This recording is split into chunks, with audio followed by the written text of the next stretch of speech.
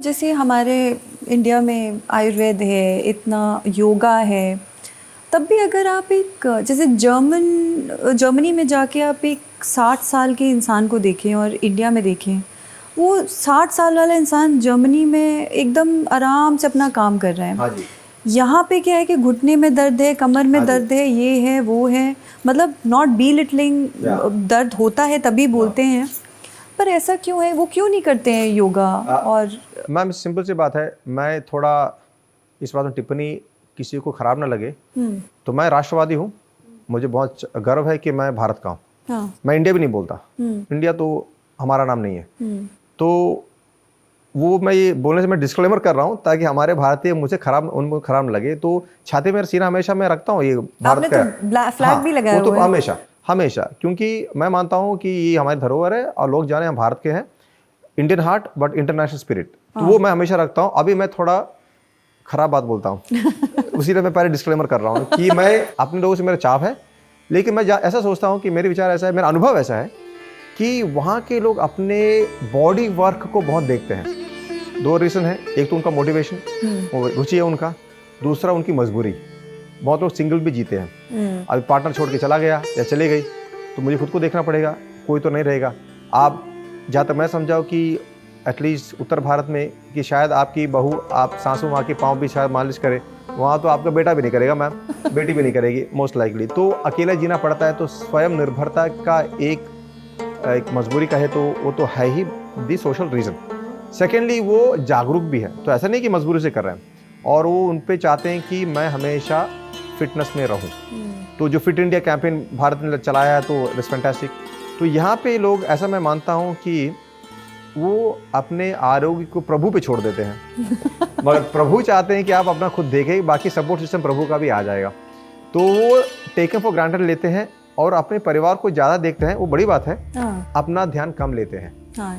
तो अगर हम खुद पे देखें, लेकिन एक बात ऐसा मैं कहूँ, वो अच्छा हो या बुरा हो, लाइक मैं तो अभी 50 के आसपास हूँ, आई एम नियरली 50, और तो आई लाइव आयुर्वेदिक लाइफ।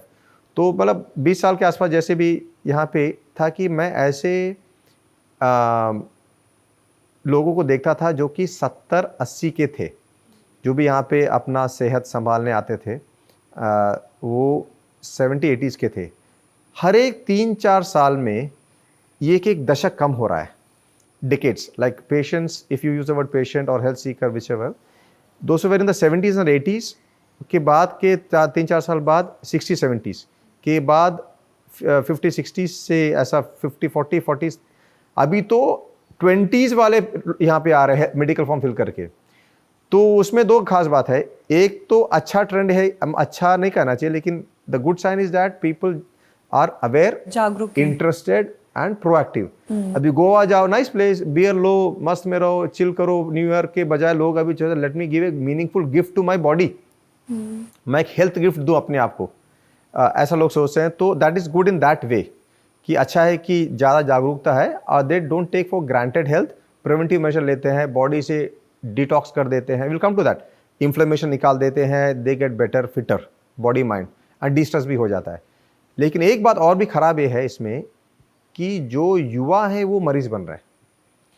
अभी सर्विस में आप 23, 24, 25 में आप किसी नौकरी पे नॉर्मली मिड 20s में आ जाते हो, और एक 7 से 10 साल में, इतने वर्षों में आप धीरे से पंक्चर होना चालू होता है आपका। वो चाहे वो आपका लाइफस्टाइल हो, आपका केयरलेसनेस हो, आपका अय्याशी हो, सॉरी फॉर द लैंग्वेज, रंगीला छबेला हो, माने दारू और जो भी हो, ड्रग्स हो या नशा जो भी हो, एंड जो भी हो, या स्ट्रेस इतना ज़्यादा हो कि बहुत बार आपका कामकाज आप पे शाप बन जाता है, ना कि वरदान। तो इसीलिए मैं देख रहा हूँ कि ये बर्नआउट बहुत हो रहा है। 30s एंड 40s जो भी रोग होते थे 60-70s में, वो रोग अभी 30 में, 40 में, मीन्स 30s एंड 40s में हो रहा है। तो ये थोड़ा खतरनाक। पर आजकल जैसे जो 30 साल के लोग हैं वो आजकल काफ़ी यंग दिखते हैं, जो पहले के 30 साल के लोग होते थे। हाँ जी। तो मुझे लगता है कि हेल्थ के बारे में एक तरीके से लोग जागरूक भी हो रहे हैं। एब्सोल्युटली। और दूसरे, अभी आपने अल्कोहल की बात की, तो जो मेन शहर है इंडिया में, उसमें एक नया ट्रेंड निकला है। पहले जब किसी के घर जाते थे तो मिठाई, फल लेके जाते थे। हाँ जी। अच्छा मिठाई, अब शुगर पे भी हम थोड़ी देर में बात करेंगे। या खीर या कुछ ऐसे लेके जाते थे, आजकल है कि अल्कोहल लेके जाते हैं। और जूते पहन के घर के अंदर जाते हैं। और बाहर अच्छा रहता है ना। अच्छा, तो बाहर ही रहता है। तो as per Ayurveda alcoholism is allowed. तो जो आपके जो दर्शक है, मान्य दर्शक, खराब ना लगे उनको, मैं शास्त्र भाग सबूत के साथ मैं बोल रहा हूँ। मदात्य ऐसा एक चैप्टर है आयुर्वेद में, चरक संहिता और अष्टांग, जो क्लासिकल ग्रंथ है। तो मद्य खराब नहीं है, लेकिन मद्य का सदुपयोग हो सकता है। तो मैं मद्य के खिलाफ, मैं तो वैसे मद्य नहीं उपयोग करता, वो बस मुझे चाव नहीं है। लेकिन आयुर्वेद में मद्य के गुण भी बताए गए हैं, सद्गुण और दुर्गुण भी बताए गए हैं। और इस बात में आप जान लीजिए कि आज के तारीख से, आज के डेट से 5000 साल पहले, 5000 years ago, we had these scriptures of Ayurveda। और उसमें बहुत ही स्पष्ट रूप से उल्लेख है, जिक्र किया गया है कि anyway, मैं इंग्लिश में बोलता हूँ ताकि आसान पड़े, कि anyway married life has lot of stress, so men better have alcohol। तो स्ट्रेस तो तब भी था, डोमेस्टिक वायलेंस ना हो तो डोमेस्टिक तनाव तो तब भी था, तो इट वॉज देयर। क्योंकि आयुर्वेद एक दैविक भले कहे या प्राकृतिक, जो भी हम शास्त्र कहे, दैविक भले ही बोले, लेकिन it is not a spiritual science, it's not a religious science, it is a very common man's mundane science, जो कि हमारे नॉर्मल लाइफ के जितने भी लोग हैं उनका नॉर्मल लाइफ में उसका प्रयोग हो, इस तरीके से चलता है।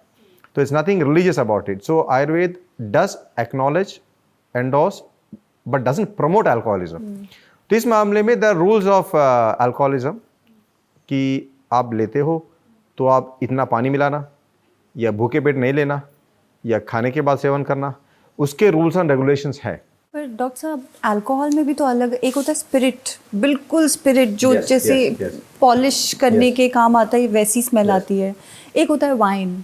हाँ, तो ये जो वाइन टाइप ज़्यादा प्रचलित है और ज़्यादा हेल्दी, रेड वाइन हो गया जैसे, तो दैट्स है। लेकिन सबसे बड़ी विडंबना ये होती है कि मात्रा, क्वांटिटी। अभी डॉक्टर बोले कि एक आउंस काफ़ी है, तो कहाँ 1 आउंस में रुक जाता है? तो चढ़ता है डोज अपने आप। तो इसीलिए ओवरऑल भी से आप हट ही जाओ अल्कोहल से। तो that is the, if I would be asked कि आपका एडवाइस हो, किसी को चाहिए नहीं, आपका अभिप्राय क्या है, आपका मत क्या है? बिकॉज हम किसी को एडवाइस नहीं करते, तो एडवाइस हम उसके लायक नहीं है, सबको सब कुछ पता है। हाँ। हम बस ओपिनियन कहते हैं कि ऐसा। तो I would say be away from alcohol, of course.